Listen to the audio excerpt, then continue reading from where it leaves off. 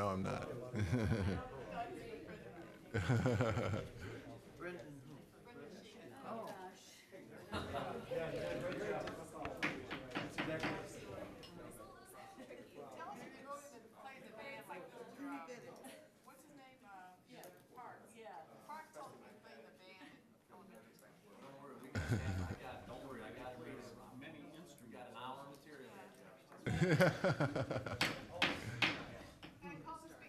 To call this meeting in order, are we on live or, okay.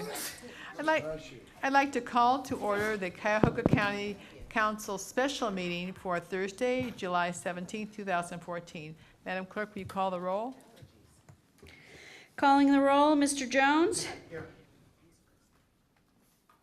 Mr. Hairston? Ms. Simon? Mr. Greenspan? Mr. Miller? Mr. Brady? Mr. Germana? Mr. Gallagher? Mr. Schron? Ms. Conwell? Ms. Conley? Here. There is a quorum. All right, item 4, legislation introduced by the executive. Consideration of a resolution for second reading adoption under suspension of the rules. Do we need a motion to suspend the rules now? Yes. Move to suspend the second. All right, moved and seconded to suspend the rules. All those in favor indicate by saying aye. Aye. Opposed? The ayes have it. The rules are suspended. And Madam Clerk, will you read the first resolution, first and only resolution? Resolution number 2014-0182, a resolution appointing William N. Sheehan III to serve as interim county treasurer from July 18, 2014 through December 31, 2014, and declaring the necessity that this resolution become immediately effective. All right, thank you, Madam Clerk, and Mr. Sheehan is already at the podium, and we've had an opportunity to review your resume, and so we'd like to give you an opportunity to give us a little information about you and your background, and why we should entrust you with this position. Okay. And we've already established he's not related to my friend Judge Brendan Sheehan. Well, since joining the county 6 years ago, I have spent 4 years in budgeting and forecasting and 2 years in financial reporting. My responsibilities in financial reporting include running the BRASS system for the Office of Budget and Management, processing bond transactions, and appropriating for capital projects. I worked on the 2012 general obligation offering, as well as the Flats East Bank and the county hotel offerings. Working on bond offerings required a strong knowledge of financial markets as well as thorough grounding in economics. Knowledge of financial markets and a grounding in economics are important in the job as treasurer. It is important for the treasurer to know what interest rates are doing in the fixed income market. Reading up on the meeting minutes of the Federal Reserve Bank, as well as interpreting economic indicators and their effect on rates, is essential. Investment choices should be made with a forecast on where rates are headed in mind. I will make sure that investments are made in such a way that principal is secured, the county is liquid, and the return is maximized. From my OBM point of view, I think that the Treasury could invest in a way that the yield on investments could be greater. I will work with the county's investment advisor to structure investments appropriately. I am also aware that the county needs to get its tax bills out on time. I will work with the vendor in the state of Ohio to make sure that happens. I am also aware that the job of treasurer requires managing a significant staff of people, 37 at last count. I look forward to this opportunity to manage and will rely on my team of business managers to handle the day-to-day issues. Filling vacancies and evaluating performance appraisals is something I look forward to doing. I have met with the director of HR, and her team has reached out to me in handling of management issues that arise.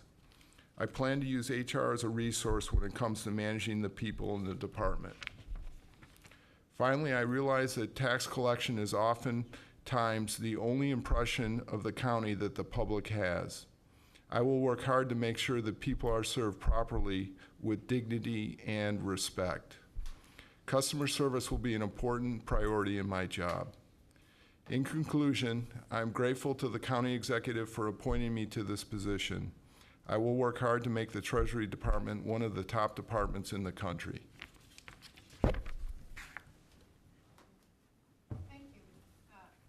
Thank you, Mr. Sheehan. You've had, actually lived in other cities, and you have, I'm impressed with your academic credentials. I'm going to open the floor now to any other members of council who have questions. Mr. Gallagher? Welcome. And I can see the only hole in your resume is the St. Ignatius. But when we were looking for treasurers, were you hiding somewhere? You are rather impressive on paper, and I'm wondering if that was just not something you wanted to do, or? I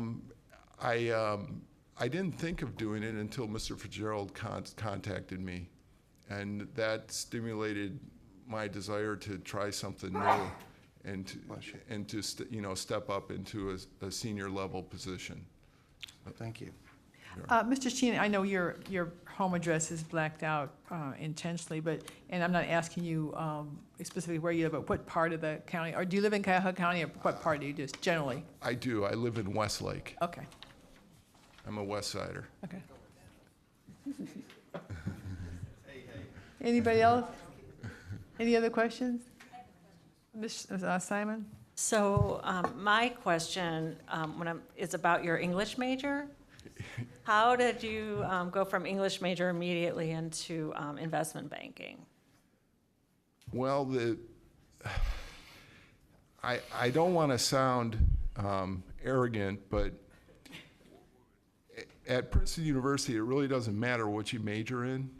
The investment banks like to recruit a well-rounded group of people, including those who are stronger verbally and those who are stronger mathematically. They like the diversity as long as you're good at interacting with clients. So, Considering that we have had a number of Faulkner-esque sentences today, particularly those who wind up, are given one sentence to wind up for their 3 minutes, maybe a English major might be good. Yes.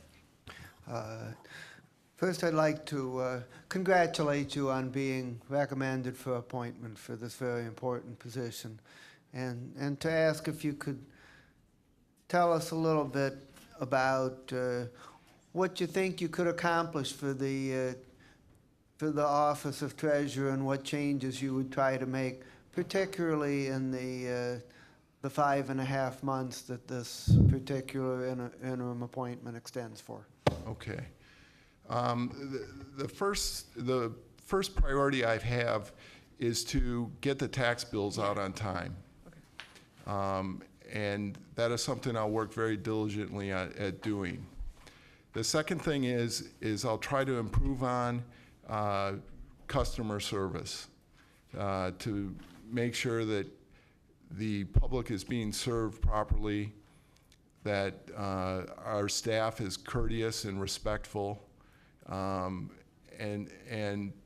also to, come up with additional ways to support the public, like, for example, having greeters in the tax payment line greet the people, welcome them to the county, and direct them if they have any questions.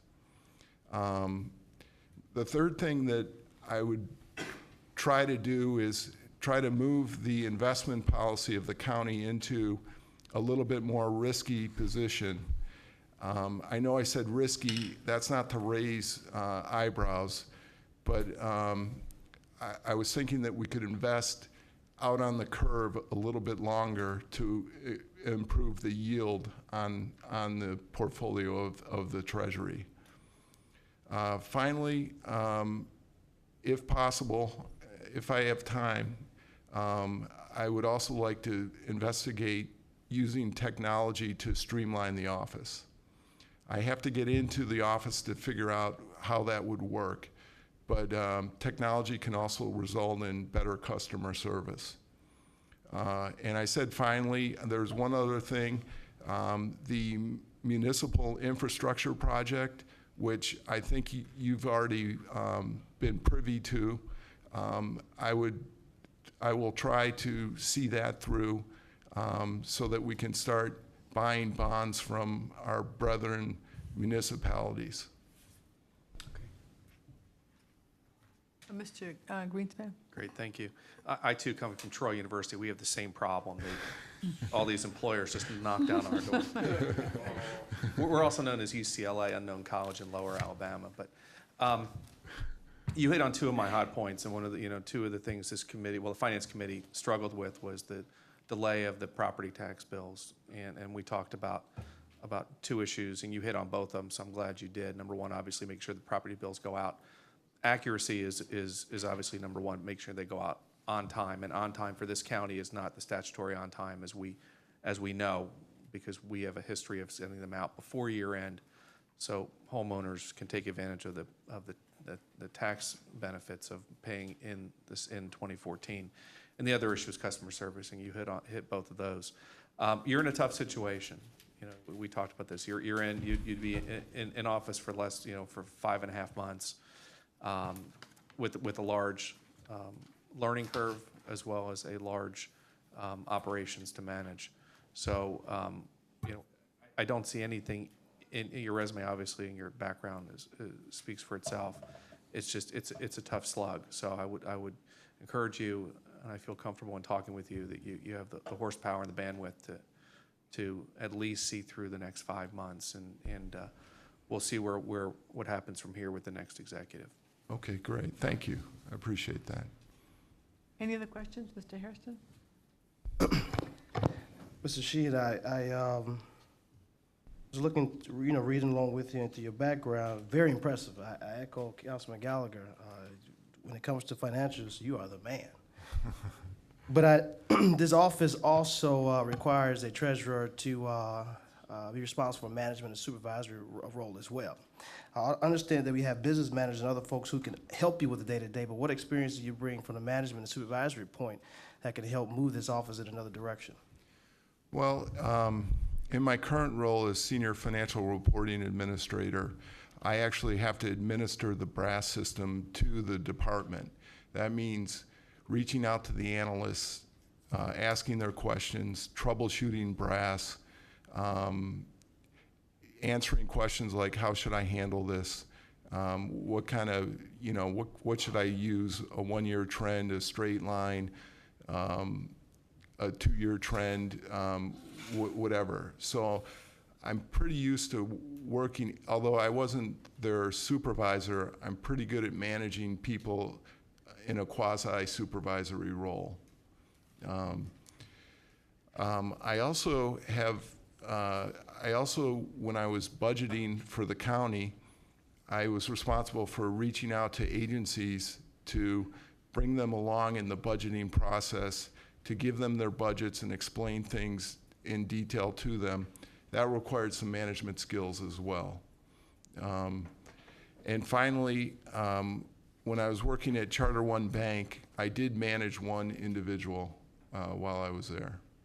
So. Thank you for that. How many employees are roughly in the Treasury Department? About 37. About 37? Yeah. So you think you can handle 37 employees relative to one? I think so. I'm up for the challenge. Thank you. Ms. Conwell? I just have one. Your statement is not written up like a resume. Could you just go over your different? Oh, okay. That's what I'm looking for. While she's looking at that, I'd like to thank council for coming in for this special meeting, and particularly for spending the afternoon, or this is ordinarily not a day that we would be working, so I'd like to thank all of you for taking the time for our part-time job here. I see the timeline laid out for me, and it was in the packet and not in your statement. But So, I believe somebody asked you this question earlier, but so it was you that wanted this position, or the county executive offered it to you? Did you think about it before? I really didn't. It was something that was just brought to my attention, and I thought about it, and I thought, wow, this would be a great experience. That's when I decided to apply for the position. Oh, okay. I mean, because it was, I'm having a hard time, because it was in discussion for quite a while. We had an interim, and so I'm just trying to look at it from your point of view. You didn't have any desire to be in that position because you had good opportunity to apply for it. And now that it was offered to you, just trying to feel my way here. Okay. I mean, I think you're a qualified person. I'm just wondering if, since it was offered to you and you looked at the opportunity, and I could see that sometimes opportunities knock on our door and we're like, wow. And so you stand up to the plate. I also thought that Jeanette, even though she was pulled from the consideration, I thought that she might continue on. So I wasn't fully cognizant that they were actively looking for somebody. Okay. Or are you in it for the long haul, I guess is what my, since this opportunity has knocked on your door? Yes, I would look forward to doing this permanently. And the reason I say that is because we're about to switch helms of the executive and whoever that person may be. You know, just want to feel confident as a county council person that once you get into the weeds of this, and you should be up to speed by the time the new executive comes in, it will be something that you'll still want to pursue even under the new. I think so. It's a new experience. You know, it could be subject to change, but right now my intention is to pursue this permanently. Yes, Mr. Jerome. Thank you, Madam Chair. You know, I think, you know, your experience, your vision, your knowledge of finance is a heck of a lot more important than being an office manager. I mean, you could have good office managers without experience, vision, knowledge. So I don't know exactly what your business managers are, but I think saying that you would allow a good manager, office manager, do the day-to-day chores, I'm in tune with that. Okay. So, you know, being English major, I've got a daughter that was an English major, got her master's in English, and now she's going to be a nurse practitioner. So, that's a good credential. I got a son that went to St. Ignatius, Mr. Gallagher. So, I feel for you. and he's doing very, very well. But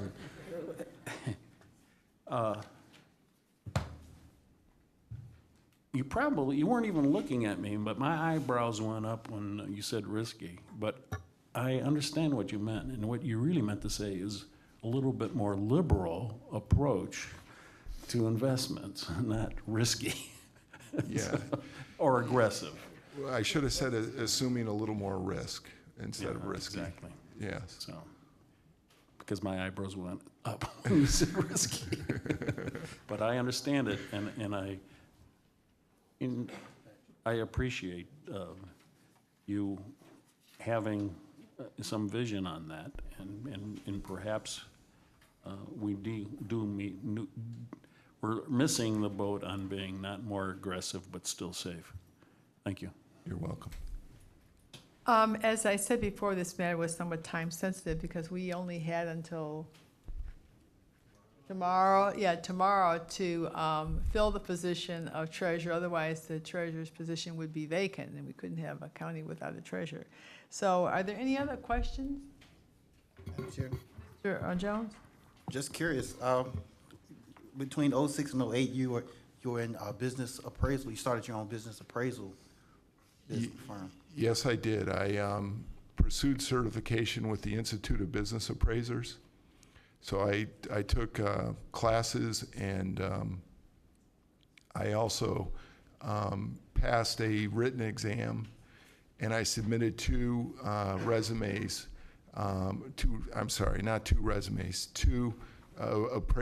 to the Institute for review.